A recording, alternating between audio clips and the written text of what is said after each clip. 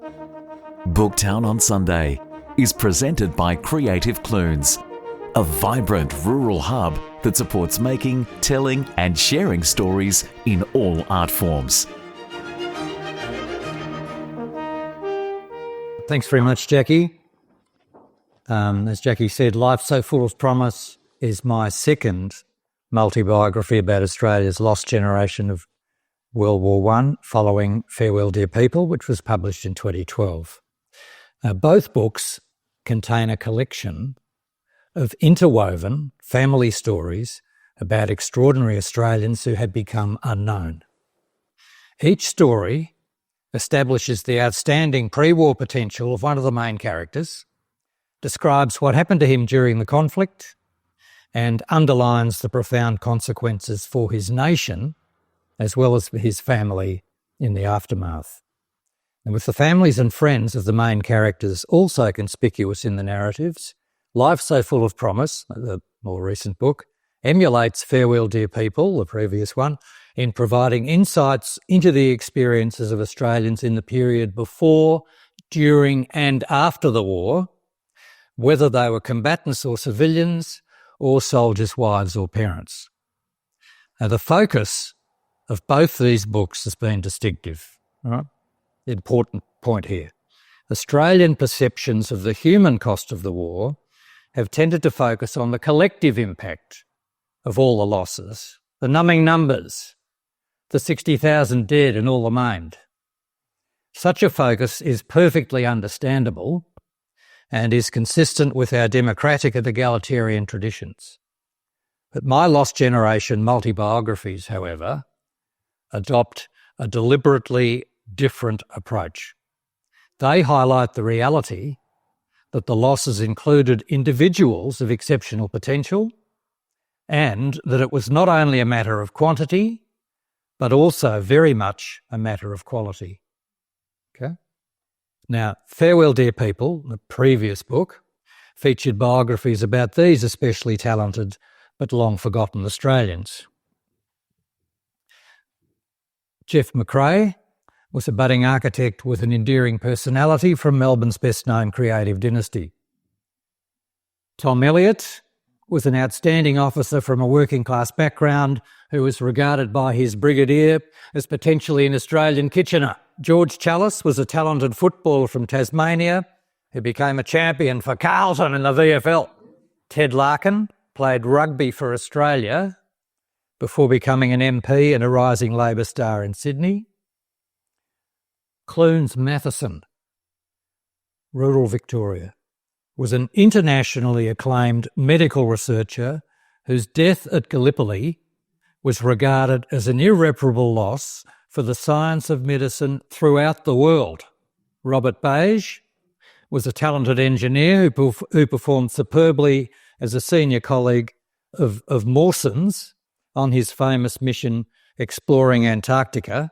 Gresley Harper was a barrister with a vivid personality and a brilliant future in the law and or politics. Wilfred Harper, brother of Gresley, was a popular farmer who became the inspiration for Peter Weir's famous film Gallipoli, like at the end running towards it, based on him. Yeah. Phipps Turnbull was a Rhodes Scholar from WA with an assured future in the law and or politics. And Carew Rennell was a visionary vigneron and community leader from Adelaide who commanded a light horse regiment at Gallipoli. Now, they were all in my previous book, Farewell Dear People. My approach in the new book, Life So Full of Promise, was the same. It's another multi-biography, but the stories ended up a little different. I managed to find out more about the main characters and their families, so the stories ended up deeper and richer and longer. I reckon they're better. More fulfilling to me anyway, but I'm well aware that it doesn't matter at all what I think of them. I mean, what matters is what potential punters like you think of them. Now, a lot happens in the stories, so this talk will just scratch the surface of what's in the book. First up is the sprawling family saga of the Pockleys. This is Frank Pockley, an eminent doctor in Sydney for decades before World War I. He was a distinguished ophthalmologist in an era when there were very few eye specialists in New South Wales. He lived at Wahroonga, a suburb located at Sydney's Upper North Shore, with his wife Ellie and their 5 children. Frank supervised the construction of this grand residence called Greystanes at Wahroonga, and his children grew up there. The eldest was Phyllis, the youngest was Nell, while the middle 3 were all boys. Greystanes is still there today at Wahroonga. Middle 3 were all boys.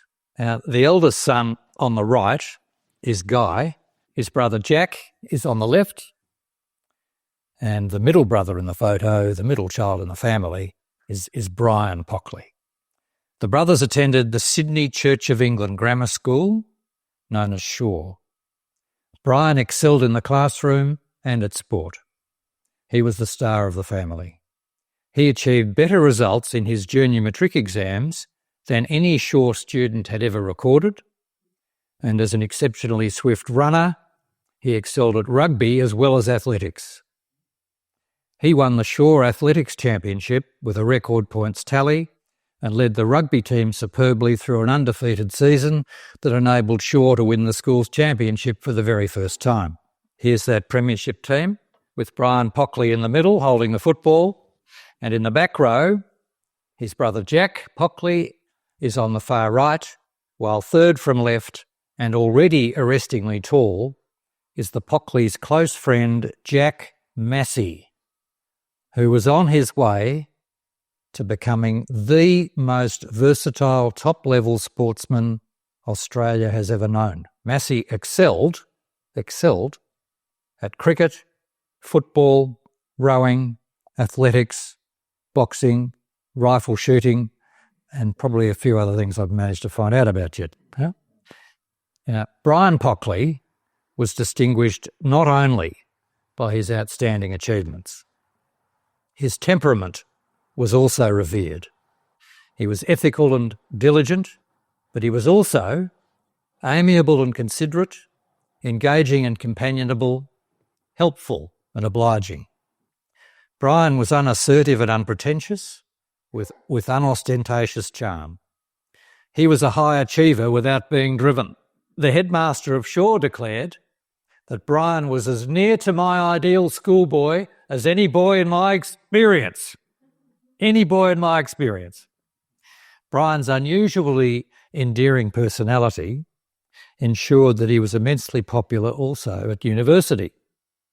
He graduated in medicine with honours, he continued to excel in athletics, and his dashing pace resulted in a series of thrilling tries for uni's rugby team that led to his selection at interstate level for New South Wales. Sydney Hospital selected the best graduates for its resident doctors, and Brian began work there in 1914. A few months later, when international tensions erupted in Europe, no one in Australia was keener to be involved in the looming conflict than Brian Pockley. He was so keen that he raced out to Victoria Barracks in Sydney to volunteer before Britain had even declared war. That is, before there was a war for Australia to be in. Soon enough, though, Britain did declare war. As a result, Australia was involved, and Brian was appointed as a doctor in one of the Australian forces that was quickly formed. Now, everyone here will be familiar with Australia's main force, the AIF, which later became involved at Gallipoli and the Western Front. But early in the war, a separate, lesser-known Australian force was created, the Australian Naval and Military Expeditionary Force, or ANMEF. It was to depart as soon as possible to destroy German wireless stations to Australia's north. Brian became one of the ANMEF's doctors. The ANMEF leaders complacently decided that a very small force was all that was needed to go ashore at New Guinea, southeast of Rabaul, to deal with a German wireless station that might be there. They presumed that enemy resistance would be non-existent or minimal. Brian was chosen to accompany them as their doctor. Here's a painting depicting them going ashore on the 11th of September 1914. That is only a month or so after Australia became involved in the war and more than 7 months before Gallipoli. Yeah? And what they headed into proved a much tougher assignment than expected. The way inland was along this narrow track with thick jungle on both sides. Germans and New Guineans were waiting to ambush them from positions such as those shown in the foreground. The Australians, though, instead of presenting themselves as a convenient target along the track, decided to try to force their way through the jungle, but this proved very difficult. Shooting began, and a sharp skirmish ensued. Pockley, the doctor, was up ahead with the advancing Australians. With a captured German soldier bleeding dangerously from a wounded hand, Pockley expertly amputated the hand on the spot without an anaesthetic. He then heard that an Australian had been wounded, went back to look for him, found him, confirmed that this chap named Billy Williams was dying and looked after him as best he could, and then set off along the track back to the fighting up ahead, only to be shot and fatally wounded himself. Now here's Brian under a pith helmet there, being conveyed back to the ship where he died shortly afterwards. And he was 24. Now the reaction to his death was unique. No Australian casualty in the whole war was mourned more deeply than Brian Pockley. Now, that's a very big statement. Some might say it's a ludicrous statement, but I'm absolutely certain it's correct. Why? Why would I say that? It's partly because of Brian's own special qualities, which were known, partly because it occurred so early in the war when there had not been years of heavy casualties to transform perceptions, and partly because of the particular circumstances, and I think mostly because of the particular circumstances, in that Brian was a non-combatant who was presumed not to be vulnerable, but he had in fact given his protective brassard, the armband with a badge on it, yeah? He'd given his protective brassard, indicating his medical role, away to the sturdy stoker who had carried the wounded man back, Billy Williams, who Brian had treated. The stoker had queried this, but Brian had selflessly insisted on relinquishing the brassard, and Brian was an officer and the stoker was not.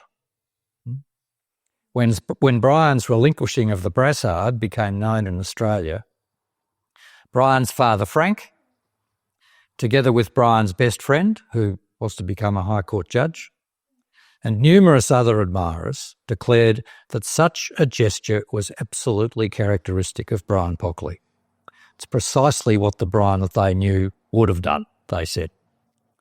Brian Pockley became a household name in Australia with the manner of his death, relinquishing the brassard, the manner of his death widely known, but he's long forgotten today. Now, a quick whip through other elements of the Pockley story that I haven't time to dwell on today. Brian's sister, Phyllis, these are all wide-ranging family stories, yeah? So a lot about Phyllis in it. She married a British naval officer and became extremely anxious about her husband's perilous exploits in the North Sea, and with very good reason, because when I looked into them for this book, as I obviously had to do, I found them absolutely startling, what those ships got up to. Also very significant for the Pockley story.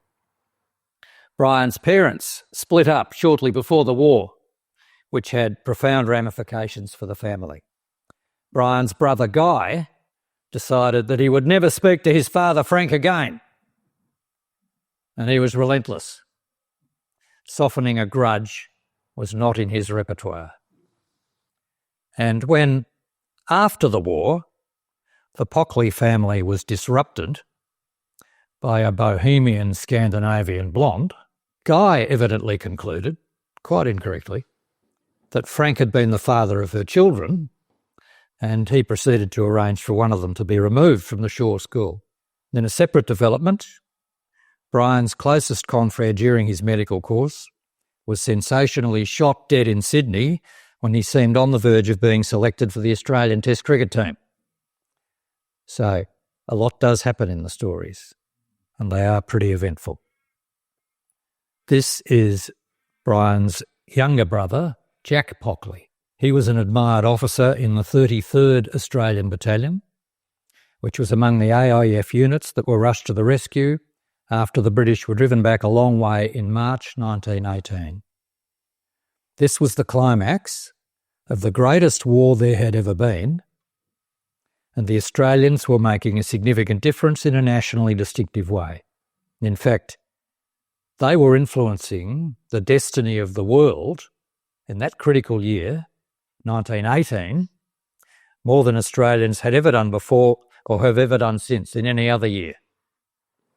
We're not talking just here about soldiers and war, any endeavour. And Jack Pockley, I should add, we make a big fuss about 1915, Gallipoli. Fine. We should not neglect the significance of 1918, for the reasons I've just outlined. And Jack Pockley was front and centre in these stirring events, 1918, climax of the war. With him at the time was a farmer from Grong. Bonus points, Grong. Rural New South Wales, yep. This chap was in Jack Pockley's company and wrote this at the time. All along the road we met poor Frenchies running away with what they could carry. There were all sorts on the road, old and young, rich and poor, and they all had that frightened look. Some were crying. There were also flying Tommies who kept telling us that the enemy were just back there a bit. The enemy were miles away, but somehow they got the wind up and threw all their equipment away and ran for their lives. They seemed astonished at us marching on with full packs right into the very place they'd left. So, unquote from Grong. I was talking about Pompey Elliott before. He's very involved in this stuff as well, Now, with the Germans advancing menacingly and the British unable to restrain them, climax of the war, the 33rd Australian Battalion was ordered to counterattack and ordered by, I might say, by a senior British general. And when they did, Jack Pockley was hit. He directed the stretcher bearers to take away a wounded sergeant first, who was nearby, and when they returned to Jack, they found him dead. He was 26. The brothers had died 3.5 years apart, but parallels were understandably drawn about the similarly selfless circumstances of their deaths. There are 2 distinctive memorials to the Pockley brothers in the Shore School Chapel. This is the Brian Pockley Memorial window, and this is the magnificent Jack Pockley Memorial organ.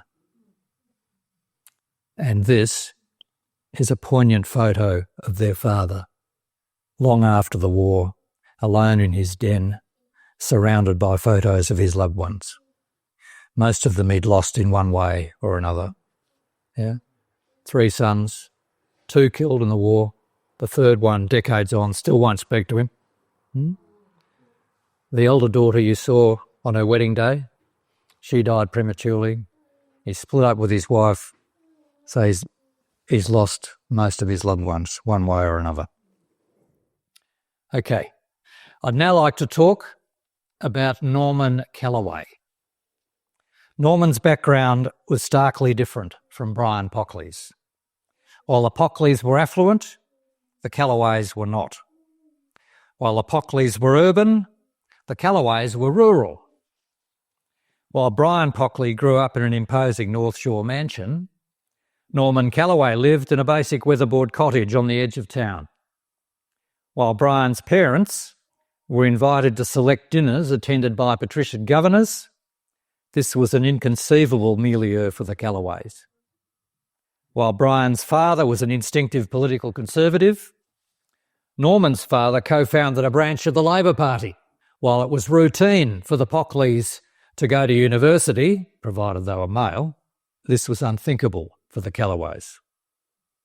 Now, Norman grew up in the Riverina at Hay, a town founded on the Murrumbidgee River, with his parents and his sister Jessie. Now, this typical scene near Hay shows the ambience Norman was familiar with, although this tranquility could be deceptive. Parents of young children had a relentless dread of the danger posed by the river. Drownings happened disturbingly often. They included, in the Callaways' time there, one of Norman's cousins, one of his teachers, and a nephew of a Victorian Premier. The Callaways were very keen on sport, and Norman emerged as a highly talented cricketer. His parents decided to move the family to Sydney in 1912 to give young Norm the opportunity to develop his cricket and see how far his talent could take him. Here's Norman, aged 16, soon after his arrival in the metropolis. He progressed rapidly in Sydney, playing for Paddington in the first grade competition. His first game was against none other than Victor Trumper, the legendary batsman who was probably, in my view, the most adored Australian athlete of all time, just ahead of Cathy. And in Norm's third match, still only 17, he made an arresting breakthrough century of high quality that attracted rave reviews. This photo of him was published soon after that brilliant innings. Norm progressed so rapidly that he was soon seen as a candidate for higher honours, and only 15 months after he left Hay, he was 12th man for this New South Wales team. In February 1914, when he was still only 17. Now, Norm is the 12th, he's not playing, he's first emergency. The 12th man is the front right in the photo, with the Pockleys' friend, Jack Massey, who had by now become the best bowler in Australia, second from left, in the middle row, alongside the diminutive champion Charlie McCartney, who's the captain in the centre of the middle row. And before the following season, Norm's family moved from Paddington to nearby Waverley in Sydney, so he had to change clubs, and here he is with his new team sitting at the far right of the middle row. So Norm, far right of the middle row. And in the traditional captain's position, there in the centre of the middle, that's Sid Gregory, who captained Australia not long before. My Callaway story covers a number of facets affecting cricket and cricketers during this era. Now, listing a few of them very briefly, they include these. The bitter split between Australia's test players and the administrators seeking to control them, which culminated in the withdrawal of 6 top players from the 1912 Ashes tour of England. Now, this is a very big deal.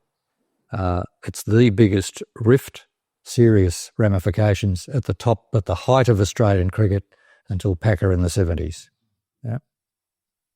Also, the prolonged fierce stoush that erupted, and this time I'm talking about a physical fight, the prolonged fierce stoush that erupted between Australia's Test captain, Clem Hill, and one of his fellow selectors, which did not end until others intervened when the captain seemed poised to pitch his antagonist through a third-floor window.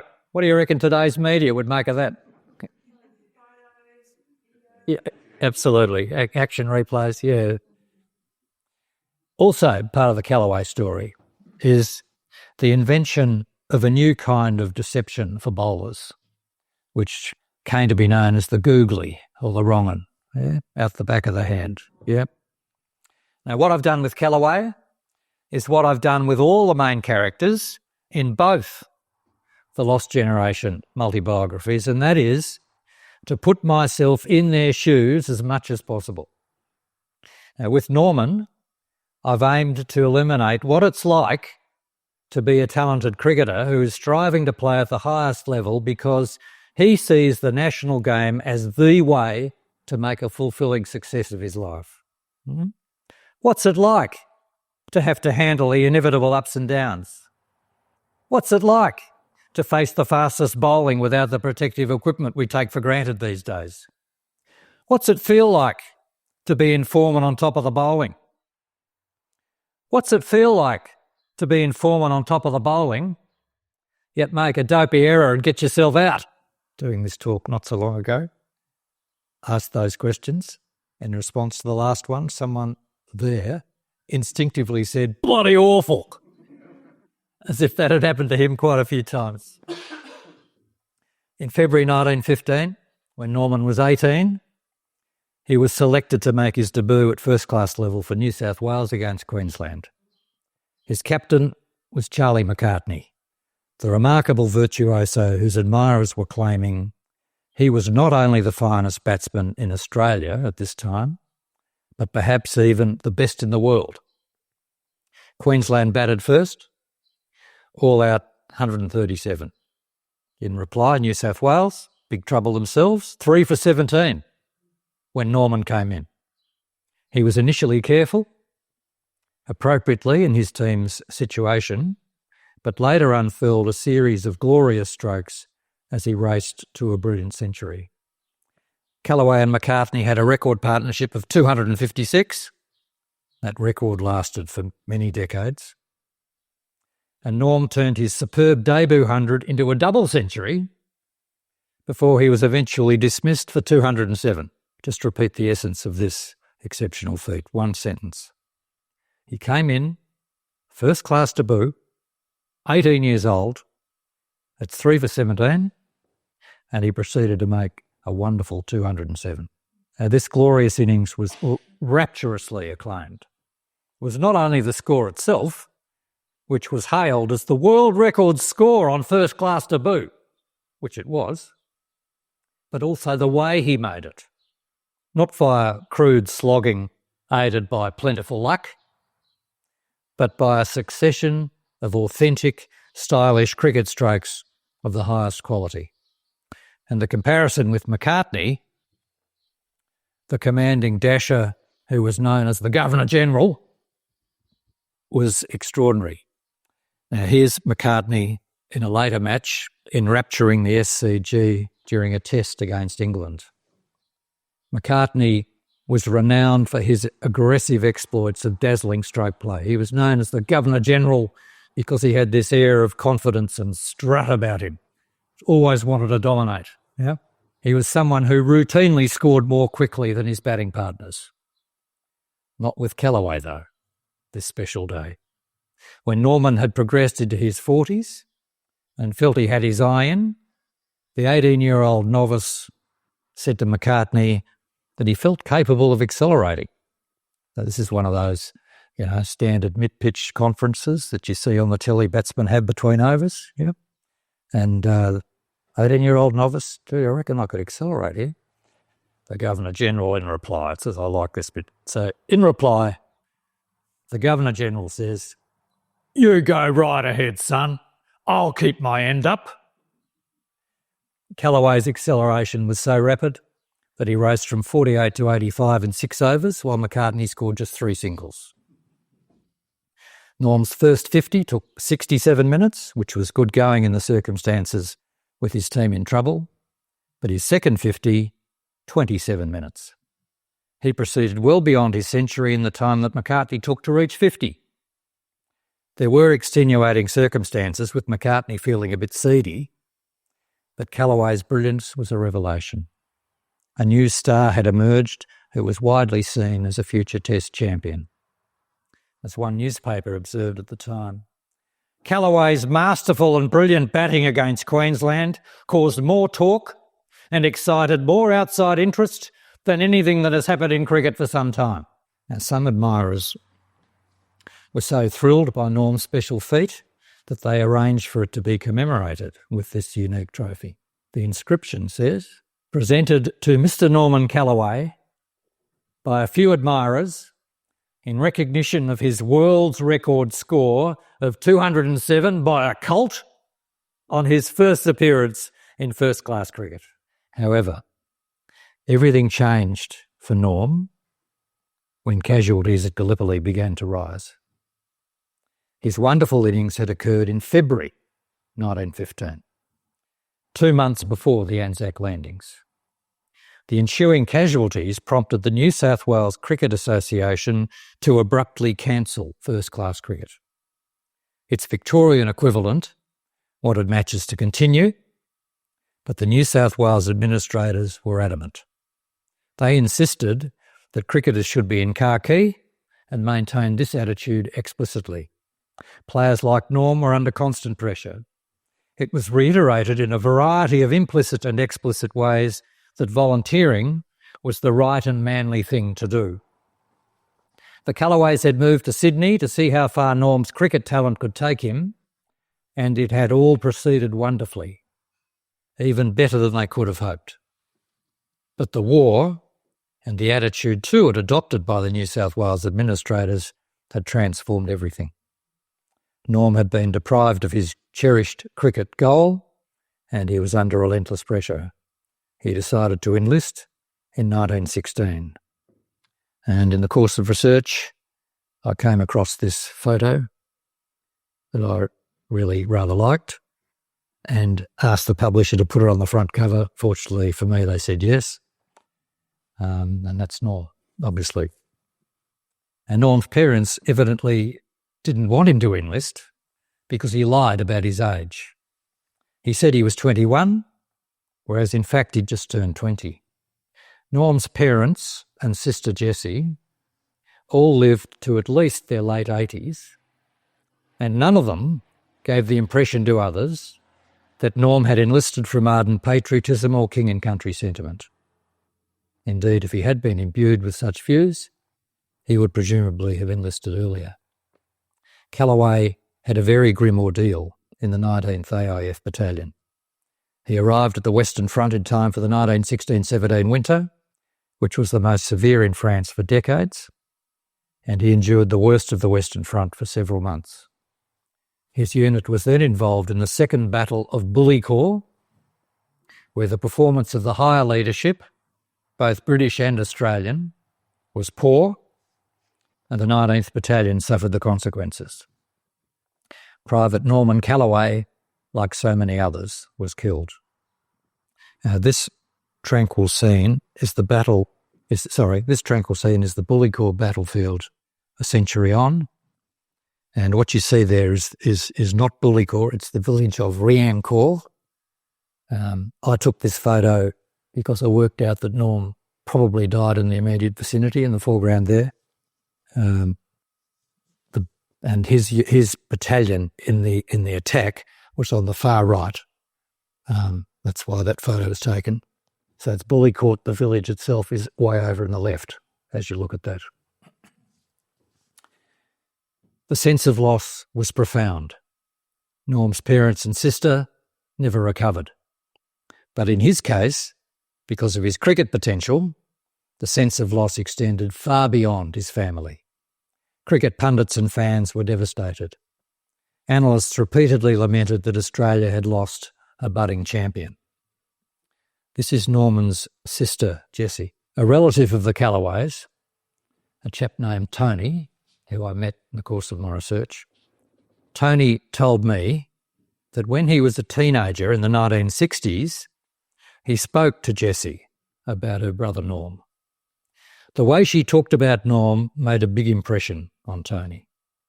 She spoke in excited and affectionate terms about how talented he was, how wonderful it would have been to see him fulfil his destiny, and how distressing it was when he died. Cricket had been important to her because it was important to him. She enjoyed it because he was so good at it. Jessie was enthusing about her brother and his rare skill, as if her fervent delight was something fresh and vivid. Yet he had perished half a century earlier.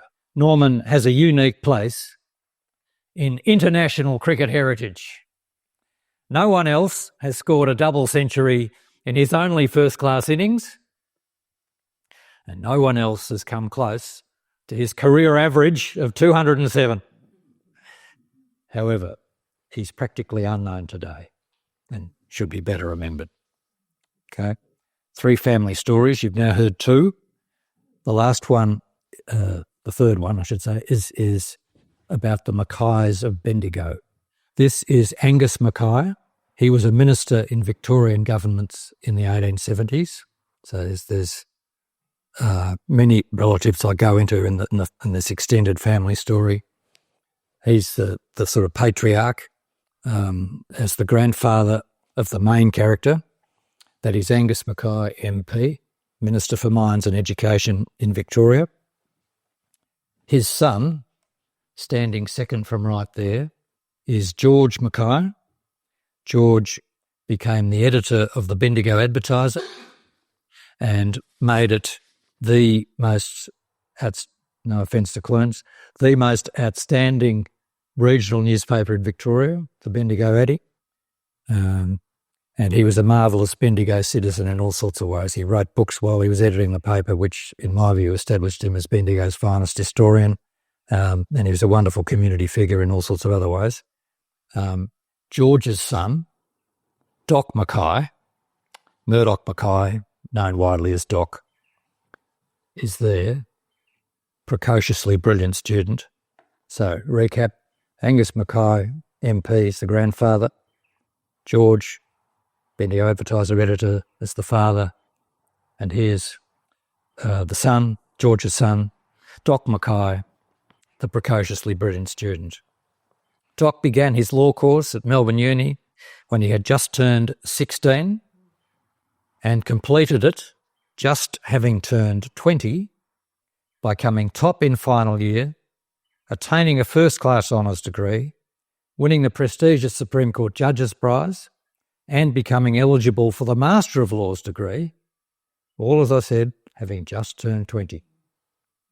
The law professor concluded that in almost 2 decades at Melbourne Uni, he had taught no abler student. During his final year at university, Doc met 18-year-old Margot Watson of Elsternwick. Margot had 2 sisters. Here's a photo of them as young girls, left to right. Margot, Nell, and Kath Watson, the eldest. Doc was very quickly attracted to Margot. You said fervent love story. This is where we're heading. Yeah. Doc was attracted to Margot, and the Mackays became good friends with the Watsons. Here they are holidaying together at Lake's Entrance in January 1911, with Doc lower left and Margot second from right. Doc very quickly became head over heels in love with Margot, and he was a very emotionally open sort of a bloke, so he had no qualms about frankly saying so. Shortly after meeting Margot, he wrote her a letter, which I quote in the book, assuring her he was in love with her. Now, Margot, unfortunately for Doc, did not reciprocate with the same intensity. She liked him and was flattered by his ardent interest, but she was not willing to close off her options with an exclusive commitment when she was only 18.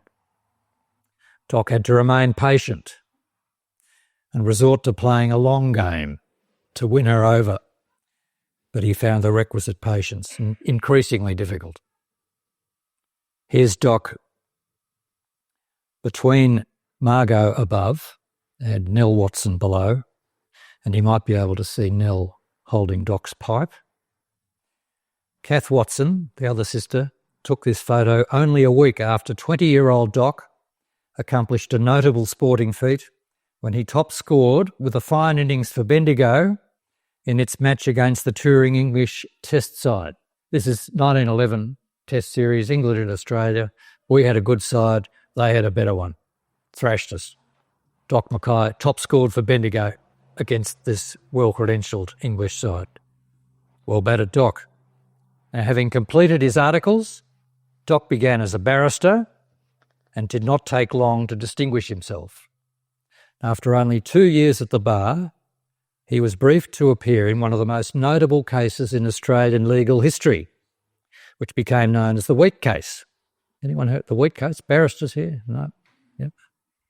No. Wheat case, very significant.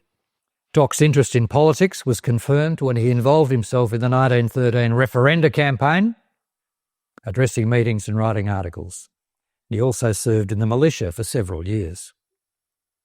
When World War I began, Doc had been in love with Margot for 4 long years and was still waiting for her to commit. He told her that he had to join the AIF, being a fit and trained officer who believed in the appropriateness of Australia's involvement, or his own self-respect would never recover.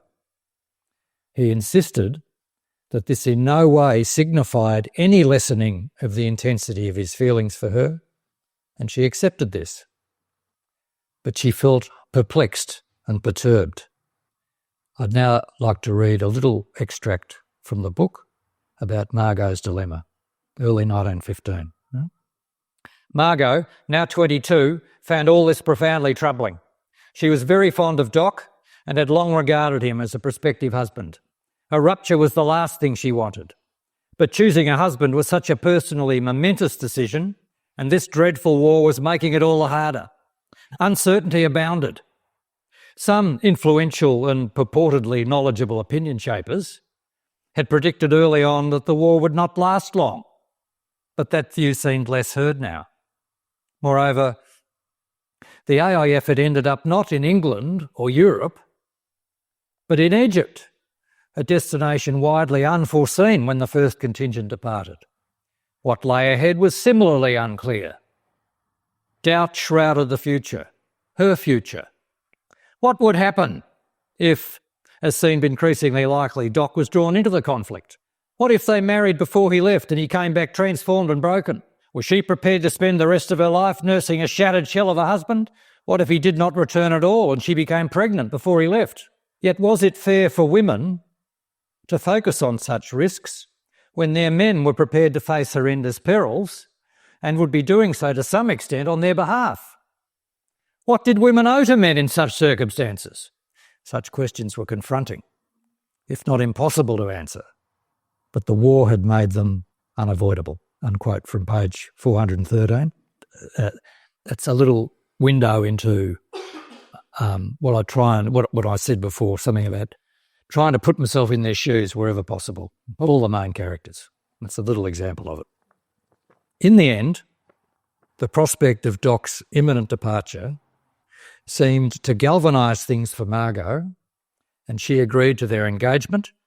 And then, in May 1915, only a week before his departure with the AIF, they very, very suddenly decided to get married.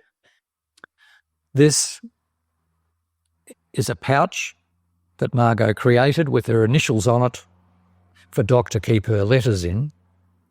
And this is a photo of Margot that Doc took away with him in the actual case that he carried it around in while he was in the trenches. I'll explain later how I got to see that. Doc was in the 22nd Australian Battalion, initially as a captain and later a major. He proved to be an outstanding officer, brave and decisive, inspiring and selfless. He was also the battalion's champion letter writer, renowned for the hours he devoted to long love letters to Margot. These words that Margot wrote on the back of her photo, another photo that Doc took away with him. My very dear husband, with all the love in the world from your Brownie forever. Revived Doc's morale at a critical time when he was acutely homesick, very miserable. The 22nd Battalion occupied the trenches opposite Johnston's Jolly on the 2nd Ridge at Gallipoli from September 1915 to the evacuation in December, and the book covers Doc's experiences from their tense arrival at Anzac to their nerve-wracking departure.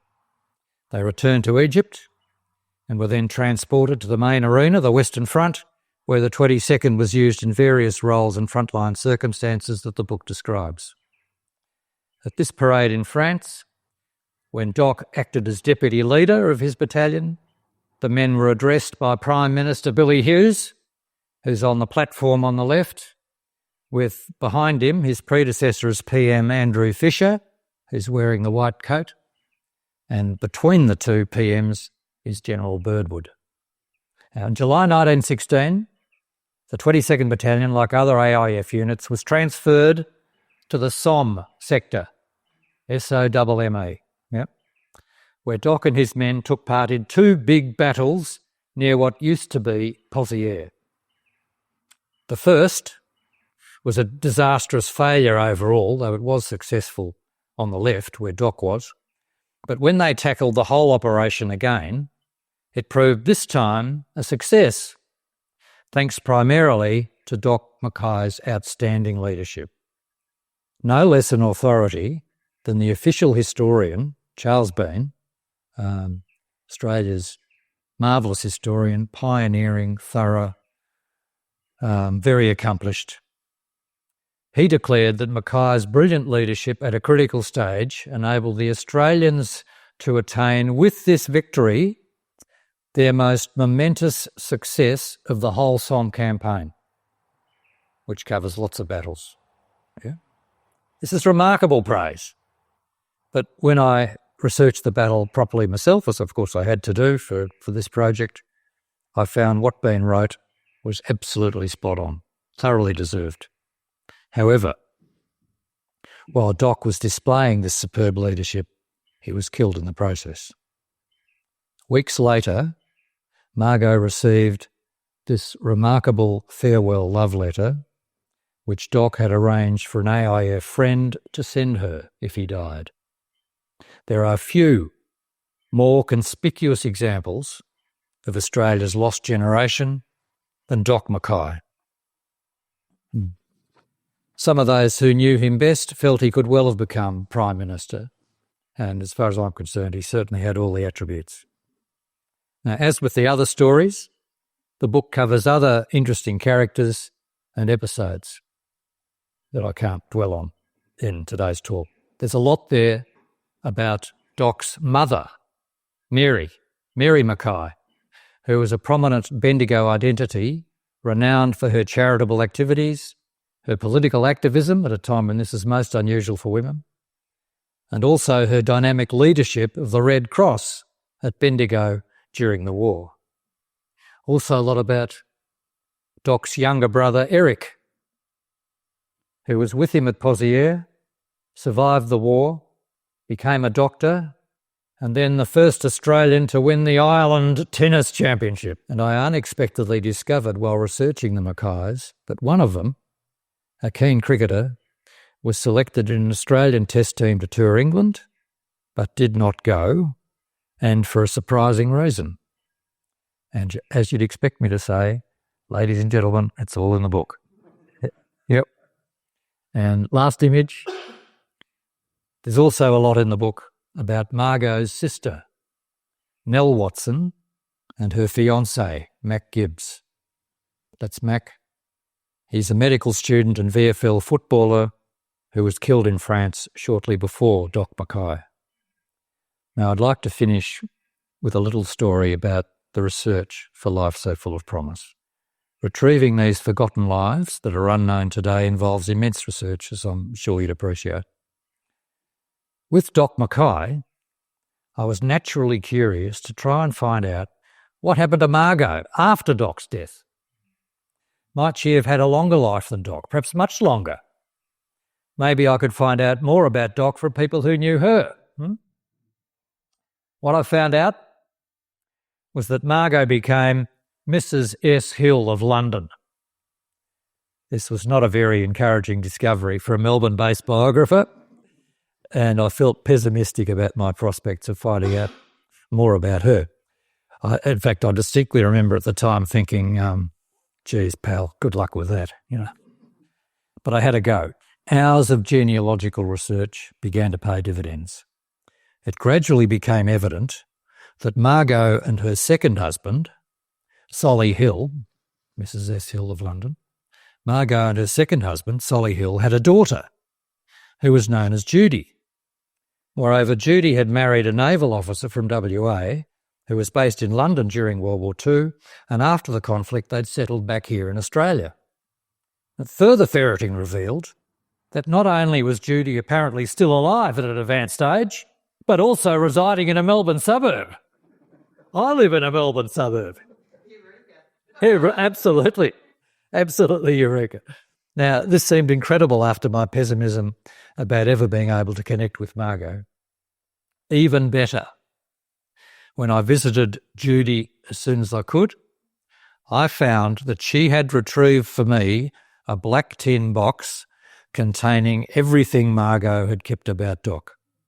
That is, everything Judy's mother had kept about, not about Judy's father, but the previous long ago first husband. Yeah, everything Margot had kept about Doc, including his arrestingly frank letters. Now, the contents of the box proved to be remarkable.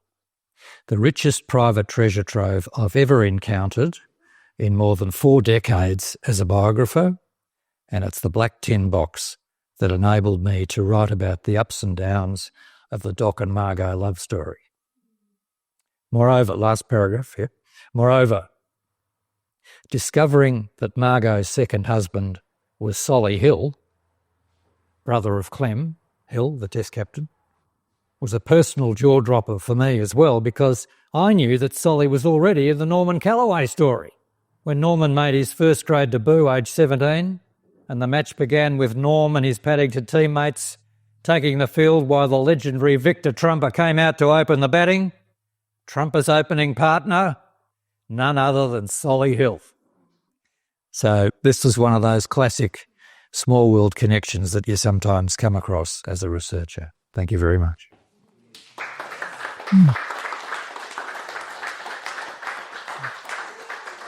It's always a case-by-case process for research. So you find I go into it with the attitude that I'll get the info from whoever and wherever I can.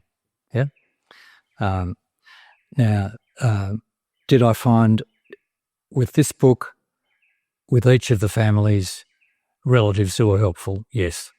Yeah. A lot of digging.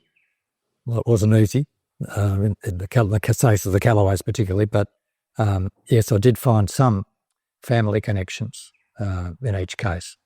The thing that, not so much social media, I would highlight, the technological change that is most helpful has been Trove. Oh, yes. Yeah, Trove is amazing. Trove is amazing. Yeah, yeah. Now, people have been doing this as long as I have. You know, we've got our own war stories about grappling with the bloody microfilm readers in the State Library in the 80s, you know. Yeah, I mean, when you're trying to get the thing to work and actually look like something you can read, you know, sitting at home, type in Calloway, thank you very much, you know, it's transformationally different. Yeah, I found Trove more helpful with the most recent book than even the previous one, you know. It's just, the Calloway, you know, came from Hay in the Riverina. The Hay newspaper's there, yeah.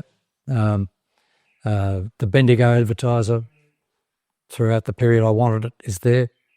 Other Bendigo papers are there. And who's left? Pockley's in Sydney. Well, yeah, the Sydney papers are there. So, yeah, Trove was fantastic. I have sort of criteria in my head all the time in weighing up prospective candidates, and the sort of formula goes like this, that there has to have been spectacular demonstrated pre-war talent and potential in something or other.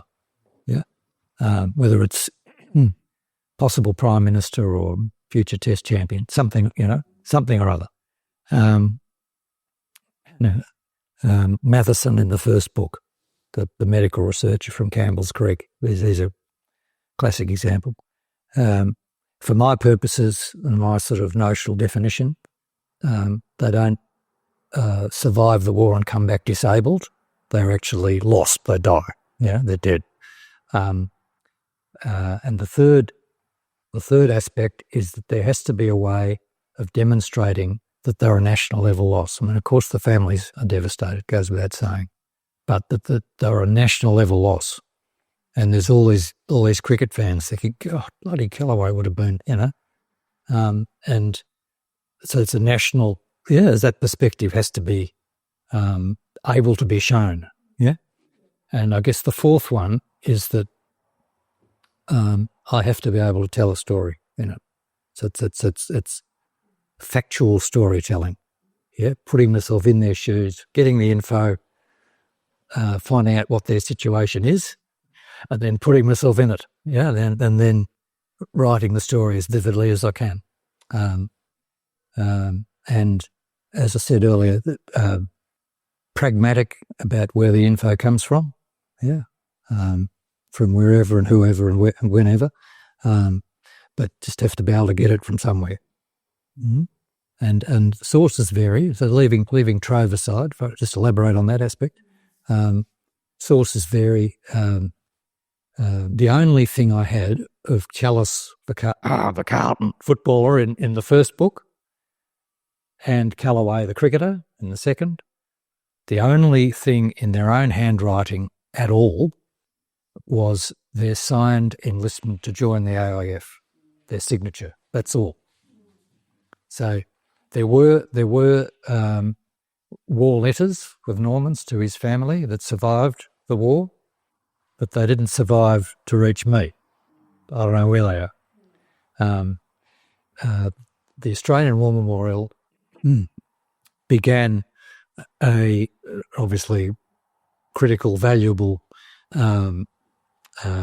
service for people like me and all sorts of other researchers by deciding in the later 1920s that they would contact bereaved relatives and ask for any material, typically letters, diaries too, but mainly letters, things of that nature, to be donated to the AWM. Now, Emily Callaway, Norman's mum, for reasons that, putting myself in her shoes in the book, I ended up deciding I could understand why and explain why I thought was understandable why she outright refused. You're not having them. Yep. Don't know where they went after she died. However, George Mackay, not only a journo, not only the newspaper editor, but he writes history books. He knows how good primary sources are, how important they are. Yeah. So he's on board. Yeah. And he Eric, who's the image up there before that one, Eric died of illness during the 20s before that request came. So the AWM asked for Doc and Eric's letters. Yeah. And George was obliging, and in the end he wrote, and I thought I was very touched by this. He wrote back to the War Memorial saying, here they are.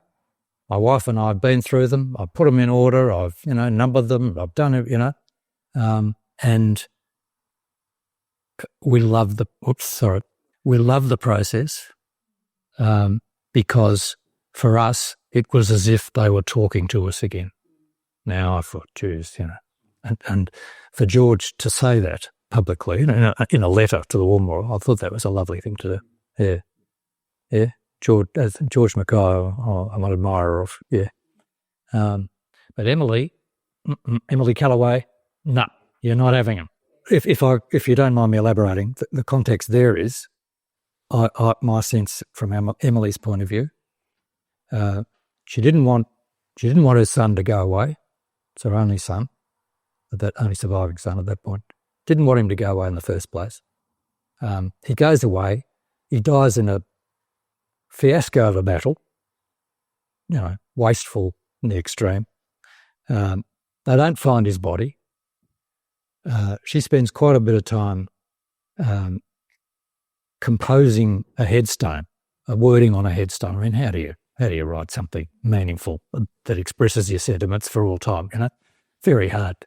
But she had a crack at it, in case post-war they found his body, and they wrote back and said, it's too long. You got to cut it. So she's another fortnight. She's agonising. Shortened it, sent it off. and then they never found the body. So there was no headstone to put it on.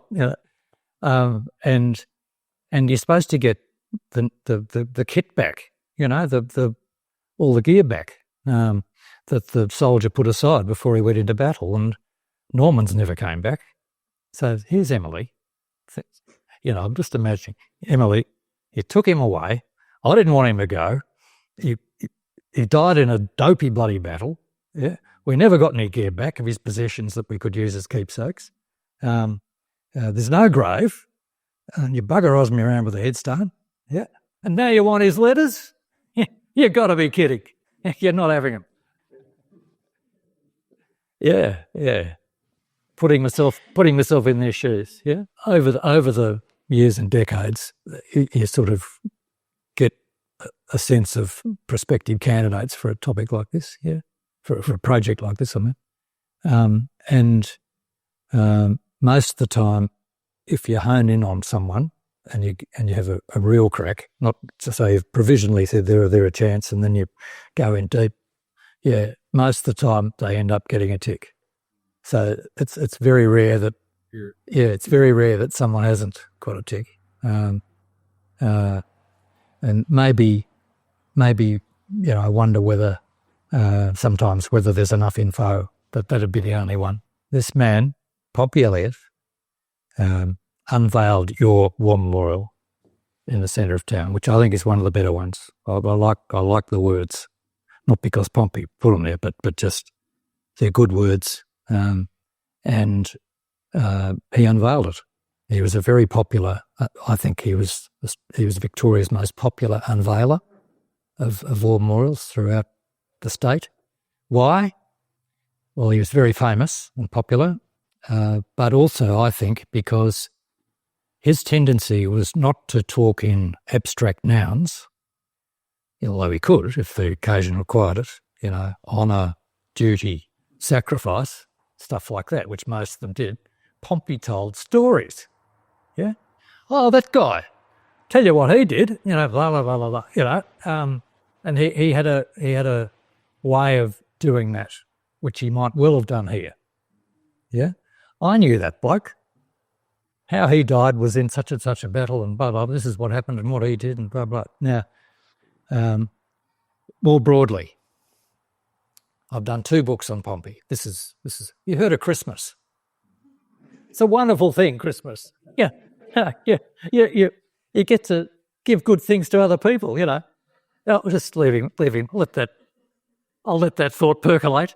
Yeah. Now, Pompey Elliott, Australia's most famous fighting general, bar none.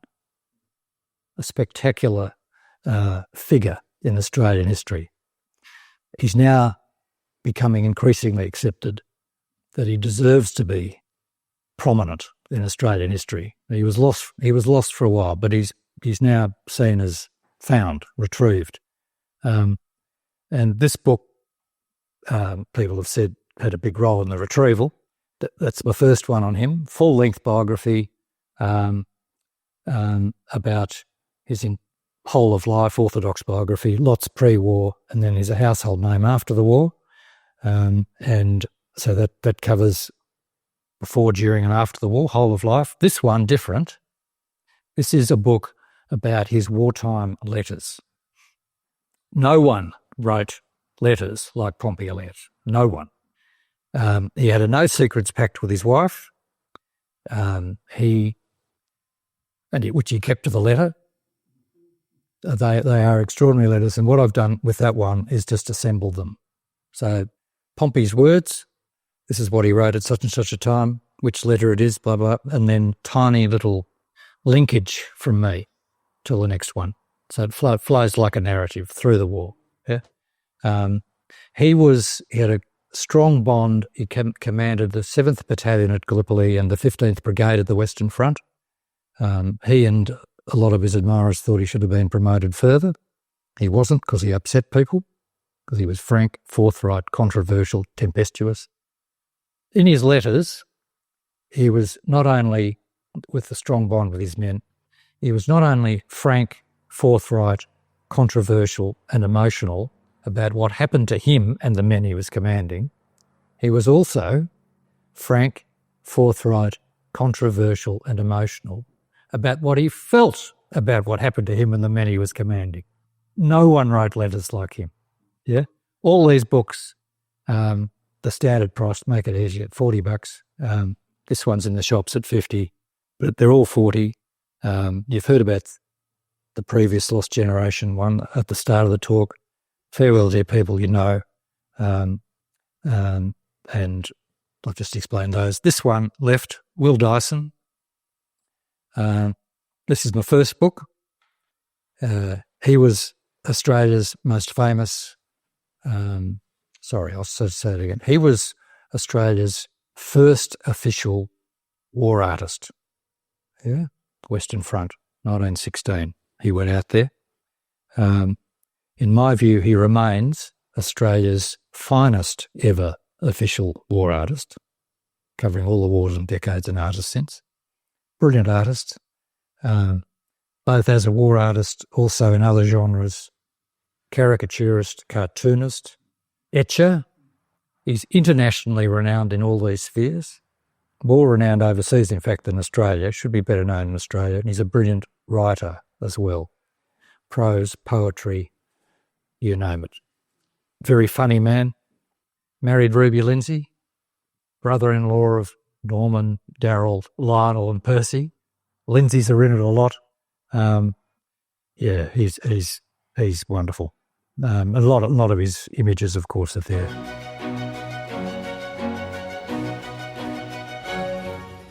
Booktown on Sunday is presented by Creative Clunes. Tax-deductible donations to keep our stories alive can be made at creativeclunes.org.au.